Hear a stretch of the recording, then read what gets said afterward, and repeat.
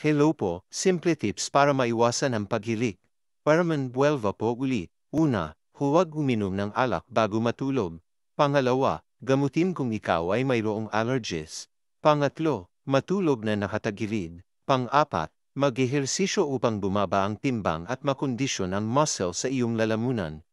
Pang-lima, iwasan ang paninigarilyo. Pang-anim, huwag abusuhin ang sedatives at sleeping pills dahil nagdudulot ito ng relaxation ng throat muscles at makakaapekto sa paghinga ng isang tao. Ang mga madalas na paghilik ay maaaring magdulot ng masamang epekto sa katawan ng tao.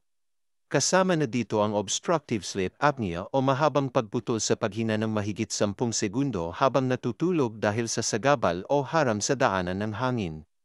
Ang obstructive sleep apnea ay nagreresulta sa mataas na presyon o blood pressure at maaaring magdulot na paglaki ng puso na nagpapataas ng posibilidad ng stroke at atake sa puso. Ingat po palagi. God bless po.